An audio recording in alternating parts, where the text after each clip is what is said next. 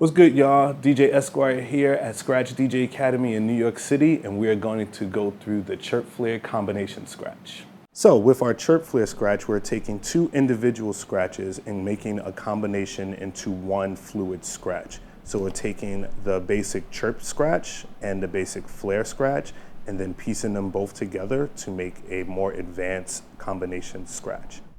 Your first step would be to execute a proper chirp scratch and then to execute a proper flare scratch and then go back and forth between the two scratches without any spaces in between the two individual sounds.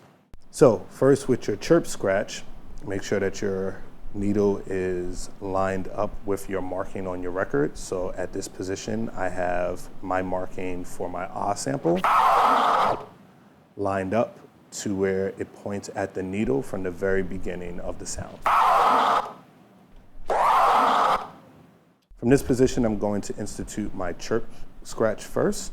So again, with the chirp, you're going to start from an open position on your fader and at the beginning of your record, at the very beginning of the sound. So again, with your chirp scratch, you're going to quickly cut the sound off as you move it forward just to get the very beginning of that sound.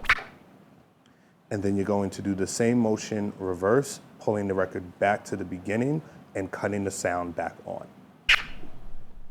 So again, cutting off real quick forward, cutting on real quick backwards. And that's your chirp.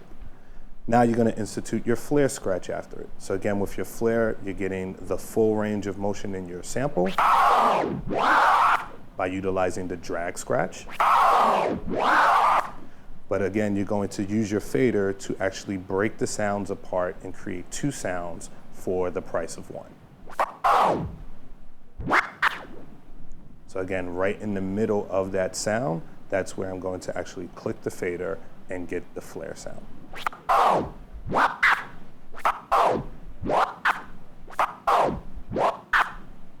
right, now that I have my chirp and my flares together, now I want to put both of those scratches together and do them one after the other. So again, starting with your chirp and then moving to the flare. So again, one chirp and then one flare.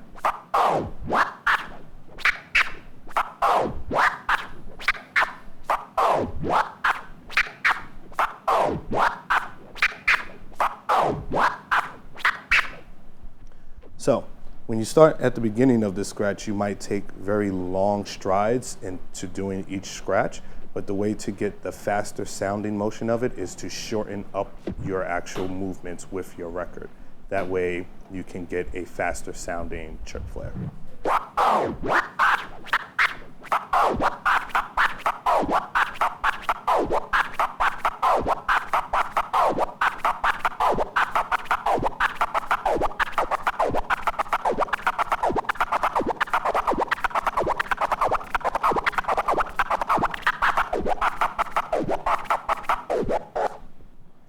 Also, what's very important is to make sure that you're bouncing your fader back and forth to get a fluid motion as you're moving your record backward and forward. So again, as you're moving in a chirp position, just want to bounce it with your thumb, and then you can bounce it back with any of your other fingers. And the same thing with your flare.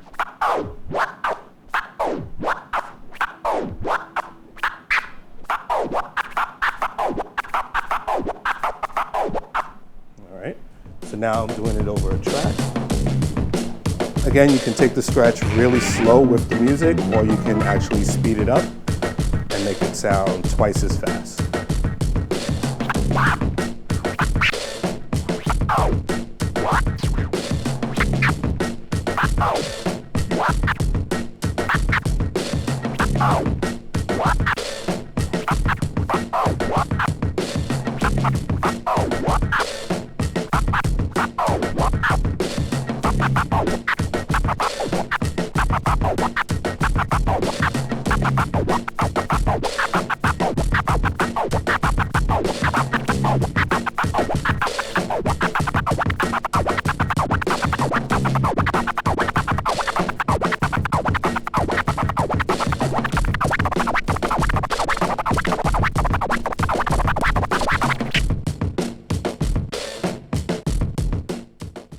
Once again, I'm DJ Esquire here at Scratch Academy in New York City.